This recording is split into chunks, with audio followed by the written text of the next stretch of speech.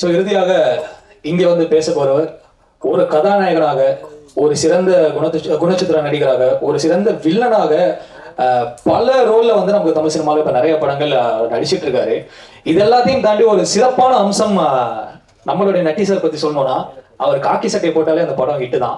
சமீபத்தில் நம்ம எவ்வளவு பேர் ஹிட்டு மகாராஜா அப்படிங்கிறத நம்ம எல்லாமே பார்த்தோம். இந்த படத்துல மிகவும் ஒரு கதையின் நாயகன் அப்படின்னு சொல்லலாமா சார்? கதையை தாங்குற ஒரு கதையின் நாயகனாக நம்ம கூட இருக்காரு. ஸோ இந்த நேரத்துல வந்து ரைட் ஆஃப் ஜஸ்டிஸ் சார் எந்த படம் சூஸ் பண்ணாலும் அதுக்கு பின்னாடி ஒரு ஸ்ட்ராங்கான ஒரு ரீசன் இருக்கும். ஏன்னா வந்து சாதாரணமான ஒரு கதையை சொல்லி நட்டி சார் வந்து ஓகே பண்ணிட முடியாது. இயக்குனருக்கு அது நல்லாவே தெரியும். அப்படி இருக்கும் நேரத்துல இந்த படத்தை பத்தி பேசுறதுக்கு நம்மளுடைய நட்டி சார் மேலே கிடைக்கிறேன்.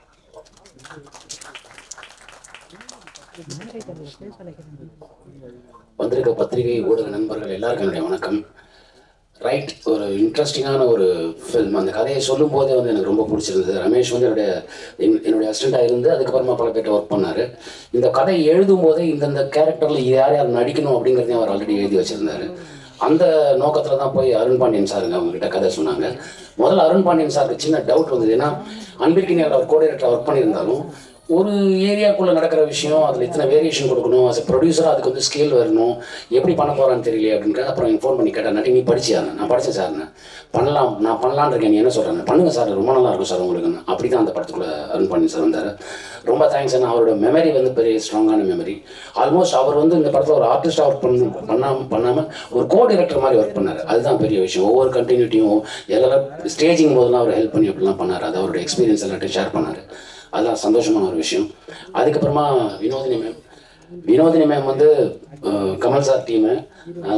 அவருக்கு ஈக்குவலாக படிக்கக்கூடிய ஒரு ஒரு ஒரு லேடி. அவங்க பல விஷயங்களை படித்தவங்க. அது ரொம்ப ஆச்சரியமான ஒரு விஷயம். அவங்க வந்து அவங்க வந்து அந்த செட்டுக்குள்ளே வந்துட்டு காலையிலேருந்து சாயங்காலம் வரைக்கும் ஒரு இடத்துல உட்காத்தியே வச்சுருப்போம். நகராமலே இருப்பாங்க. பாவமாக இருக்கும் பார்க்குறதுக்கு. அப்படி ஒர்க் பண்ணாங்க அந்த படத்தில். வந்து கிட்டத்தட்ட ஒரு 10 நாள் ஒர்க் பண்ணியிருப்பாங்கன்னு நினைக்கிறேன். 7 days whatever days அவங்க. அப்புறம் அக்ஷரா ரெட்டி, அவங்க வந்து ஒரு பாரம்பரியமான குடும்பத்துலேருந்து வந்தவங்க. அக்ஷரா ரெட்டியோட ஃபாதர் வந்து சுதாகர் ரெட்டி சார். ஐஐடி சென்னையில் வந்து கெமிக்கல் இதில் வந்து கோல்டு மெடலிஸ்ட். அவங்க 2வது பார்லிமெண்ட் இதெல்லாம் கன்ஸ்ட்ரக்ஷன் பண்ணும்போது அதுக்கு புல்லட் ப்ரூஃப் பண்ணி கொடுத்த ஒரு ஃபேமிலி. அவங்க வந்து அப்படிப்பட்ட ஒரு குடும்பத்துலேருந்து வந்தவங்க. அவங்ககிட்ட டேண்ட்ரம்ங்கிற வார்த்தைக்கு அர்த்தமே தெரியாது அவங்களுக்கு. எப்படி வந்து பண்ணாங்க அவங்க அந்த அந்த டெடிக்கேஷன் இருக்குது. காலையில் 7 மணிக்கு வந்தாங்கன்னா நைட்டு 10 மணி வரைக்கும் நின்றுட்டே இருப்பாங்க. அந்த மாதிரியான ஒரு ஒரு ஒரு பெரிய சப்போர்ட் அவங்க அந்த இது பண்ணாங்க. மறக்கவே முடியாது. தேங்க்யூ அக்ஷரா, நீங்கள் ரொம்ப நல்லா பண்ணுது. அப்புறம் யுவினா, நான் அதை இதை சொல்ல முடியாது, அதனால நான் இப்போ எதுவும் சொல்ல விரும்பல. சின்ன குழந்தை ஆக்டர்ஸாக இருந்து இப்போது இந்த படம் பண்ணியிருக்காங்க. ரொம்ப நல்லா பண்ணியிருக்காங்க. ஒரு பர்டிகுலர் எமோஷன் சீன் வந்து இருக்கும், அவங்களோட இருக்கும். அதை பார்த்தா கண்டிப்பாக எல்லாருக்கும் கண்ணில் தண்ணி வரும். அது வந்து நான் இப்போ கூட கேரண்டியாக உங்களுக்கு நான் சொல்கிறேன். அதே மாதிரி நம்ம ஆதித்யா அனுபமா மேடமோட சொன்னார். அவருக்கு வந்து முதல் படம். ஆனால் முதல் படம் மாதிரி எனக்கு தெரியல. நான் எங்கேயாவது நடிப்பு கற்றுக்கிறதுக்கு எங்கே போனீங்களா அப்படின்னு கேட்டேன். இல்லை நான் வீட்டில் சொல்லி கொடுத்தது தான். அப்புறம் இந்த ஸ்கிரிப்டை முன்னாடியே கொடுத்துட்டாங்க, படித்து பார்த்து ப்ராக்டிஸ் பண்ணி பண்ணேன்னாரு. Great work brother. அப்புறமா நம்ம வில்லன் ரோஷன், அவர் வந்து பெரிய ஃபியூச்சர் இருக்குங்க. ரொம்ப அருமையான ஒரு ஆர்டிஸ்ட்டு. ரொம்ப நல்லா பண்ணியிருந்தாரு. எனக்கு ஆச்சரியமாக இருந்தது. அவர்கிட்ட நம்ம கை நீட்டி பேசுகிற மாதிரிலாம் சீன் வந்தது. அதெல்லாம் ரொம்ப கேஷுவலாக எடுத்துகிட்டு பண்ணார். ரொம்ப சந்தோஷமாக இருந்தது. கிரேட் ஃபியூச்சரில். அப்புறமா ரவி மரியா சார், நல்ல நண்பர். நம்ம கூப்பிட்டதும் எந்த ஒரு இதுவும் இல்லாமல் உடனே வந்து பண்ணுவார். எனக்கு மட்டும் இல்லை, பல பேருக்கு அந்த மாதிரி பல ஹெல்ப் பண்ணியிருக்காரு. அவர் சொல்லி பண்ண ஹெல்ப் வந்து உங்களுக்கு கண்ணுக்கு ஓரளவு தெரியலாம். அவர் யாருக்கும் தெரியாமல் பண்ண ஹெல்ப் வந்து பல விஷயங்கள் பல பேருக்கு பண்ணியிருக்காரு. அப்படி தான் ரமேஷ், சலீம் அவங்க எல்லாருக்கும் பண்ணாங்க. அதுக்கப்புறமா இந்த படத்தில் முக்கியமான ஹீரோஸை பற்றி நான் சொல்லணும். மூணார் ரமேஷ் பண்ணியிருக்காரு, ரொம்ப பிரமாதமாக பண்ணியிருக்காரு. அப்புறம் தங்கத்துறை பண்ணியிருக்காங்க, ரொம்ப நல்லா பண்ணியிருக்காங்க. அண்ட் முக்கியமான ஹீரோஸ் நான் சொல்கிறது கேமராமேன் பத்மேஷ், ரொம்ப பிரமாதமாக பண்ணியிருக்காரு அந்த படத்தில் சினிமாட்டோகிராஃபி. ஏன்னா ஆஸ் அ ஸ்கேலை வந்து கொடுக்கறதுக்கு வந்து ரொம்ப அது பெரிய போராட்டம் அது. ஏன்னா ஒரே இடத்துக்குள்ள ஒரு பல விஷயங்கள் நடக்கும்போது அதில் வேரியேஷன் கொடுக்கணும். அந்த வேரியேஷன் வந்து ரொம்ப பிரமாதமாக பண்ணார். அப்புறம் குணா, மியூசிக் டைரக்டர் குணா ரொம்ப அருமையாக வந்து பண்ணியிருந்தார். பேக்ரவுண்ட் ஸ்கோர் எல்லாமே நாங்கள் படம் எடுக்கும்போது இது எப்படி வரும், சரி இதுக்கப்புறம் மியூசிக் டைரக்டர் பார்த்து பாரு அப்படிலாம் நினைப்போம். அவர் பார்க்கலாம் இல்லை, அதிலே வாழ்ந்துட்டார். ரொம்ப பிரமாதமாக பண்ணியிருந்தார். அப்புறம் art director Thamu sir, brilliant sir. நீங்கள் தான் ஆக்சுவலாக இன்னொரு ஹீரோ இந்த படத்துக்குன்னு சொல்லணும்.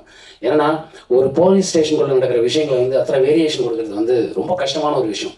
டெக்னிக்கலி வந்து ரொம்ப சவுண்ட். அப்புறம் இன்னொரு ஹீரோ இருக்காரு, எங்கள் நாகூரான் ராமச்சந்திரன் எடிட்டர், பிரமாதமான ஒரு எடிட்டர். இந்த ஸ்க்ரீன் பிளே கொஞ்சம் டிஃப்ரெண்ட்டான ஸ்க்ரீன் பிளே. இதை ஆர்டர் பண்ணுறதுங்கிறது ஒரு கஷ்டமான ஒரு விஷயம். நம்ம எல்லாம் ரஃப் கட்டாக கொடுத்தா கூட அது அந்த நுணுக்கத்தை கொண்டு வரது ரொம்ப கஷ்டமான விஷயம். அதில் நாகூரான் வந்து பிரமாதமாக பண்ணியிருந்தார். And co director Manibhaskar sir, Salim அவர்கள், ஸ்ரீதர் அவர்கள், அப்புறமா ப்ரொடியூசருக்கு நான் ஒரு பெரிய தேங்க்ஸ் சொல்லணும். என்ன, ஒரு படத்தை ப்ரொடியூஸ் பண்ணும்போது அது பெரிய ஸ்கேலாக ஒன்று வரும், நம்ம காசு செலவு பண்ணுறோம், அந்த காசு செலவு அதில் தெரியணும் அப்படின்லாம் யோசிப்பாங்க. அப்படிலாம் எப்படி ஒரு ஸ்டேஷனுக்குள்ளே ஒரு இவ்வளோ விஷயத்த பண்ண முடியும்? ஒரு ஸ்டேஷனில் நடக்கிற விஷயம் அப்படின்னா என்னென்ன மாதிரி நடக்கும், எப்படி நடக்கும், அதான் எந்த யோசிக்காமல் என்ன வேணுமோ எப்போ வேணுமோ கொடுத்தாங்க. அப்படி அவங்களால கொடுத்தனால தான் ஆக்சுவலாக 23 நாள் தான் இந்த படம் ஷூட்டிங், 24 நாள் கிடையாது, 23 நாள் தான் ஷூட்டிங். ரொம்ப பிரமாதமாக பண்ணாங்க. அண்ட் இதுக்கு மேலே நான் என்ன சொல்கிறது, நீங்கள் வந்து தியேட்டரில் வந்து பார்க்கணும். ஏன்னா இதில் ஒரு முக்கியமான விஷயம் இருக்குது. நம்ம முன்னோர்கள் பல விஷயங்கள் நமக்கு சொல்லிட்டு போயிருக்காங்க. இதில் என்னென்னா, நம்ம குழந்தைங்களுக்கு நம்ம தான் சுதந்திரம் கொடுக்கணும், கொடுக்க வேண்டியது நம்மளோட கடமை. ஆனால் கட்டுப்பாடற்ற சுதந்திரம் வந்து அது ஆபத்தான வழிக்கு கூட்டிகிட்டு போயிடும். அது மைண்டில் வச்சுக்கணும். நம்ம வந்து நம்ம குழந்தைங்கள் மேலே சுதந்திரம் கொடுக்குறேங்கிற பேரில் ஒரு கண் வைக்கலாம், ஆனால் அவங்களை ஸ்டாப் பண்ணக்கூடாது, அவங்கள ஃபோர்ஸ் பண்ணக்கூடாது, அது வேறு வழிக்கு அவங்கள கூட்டிகிட்டு போயிடுங்கிற ஒரு முக்கியமான விஷயத்தை வந்து ரமேஷ் வந்து இந்த த்ரில்லருங்கிற ஆங்கிளில் வேறு மாதிரி சொல்லியிருக்காரு. ஸோ இது வந்து எல்லாரையும் போய் ரீச் ஆகும்னு நினைக்கிறேன்.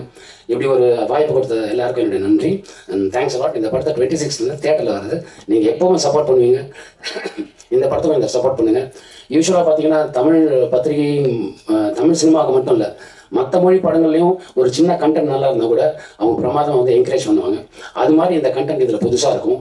நீங்கள் அந்த மாதிரி என்கரேஜ் பண்ணுறது மாதிரி இந்த சினிமாவுக்கு நீங்கள் என்கரேஜ் பண்ணுவீங்க நான் ரொம்ப நம்புகிறேன். Thank you so much. Thanks a lot.